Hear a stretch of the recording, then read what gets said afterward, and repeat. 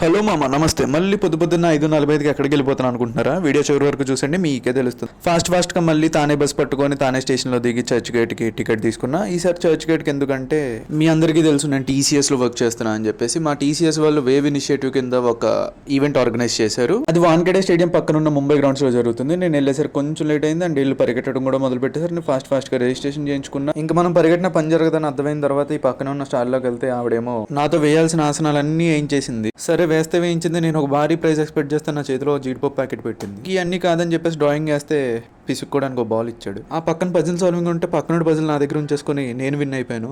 ఆవిడేమో ఆ ముక్క దొరకలేదని బాధపడుతుంది. దాని తర్వాత టాటా బ్లూ కోప్లెస్ తాగాను. ఇదేదో స్నేక్స్ అండ్ లాడర్స్ అనుకుని వెళ్తే సరదా తీరిపోయింది. ఇంకా ప్లాంకులు, రన్నింగ్ స్వాడ్లు ఏయో చేయించారు. సరే చేస్తే చేయించారు, మనమే విన్ అయ్యాం. భారీ ఎక్స్పెక్టేషన్ వల్ల పెట్టుకున్న ఓ బ్యాచ్ ఇచ్చారు. కిమ్స్ హాస్పిటల్ వాళ్ళు పెట్టారు, ఇక్కడేమో స్క్వాడ్స్ పెట్టారు. ఆ స్క్వాడ్స్లో కూడా గెలిచాము, ఏదో ప్రైజ్ ఇచ్చారు. దాని తర్వాత మన బల పరీక్ష 916 వచ్చింది. అప్పుడప్పుడు మెల్లగా పరిగెట్టిన వాళ్ళందరూ వెనక్కి వస్తున్నారు. ఇంకా అవార్డ్ సెరమనీ కానిచ్చారు. దాని తర్వాత జుమ్మా డాన్స్ పెట్టారు. ఇంకా డాన్స్ వేసి అలసిపోయి ఉంటారని చెప్పేసి ఒక బ్రేక్ఫాస్ట్ ఇచ్చారు. అండ్ అక్కడ నుండి నేను ఏం తెచ్చుకున్నానో మీకు తెలియాలంటే పార్ట్ 1 కామెంట్ చేయండి. అలా వెళ్లే ముందు సబ్స్క్రైబ్ చేసుకోండి.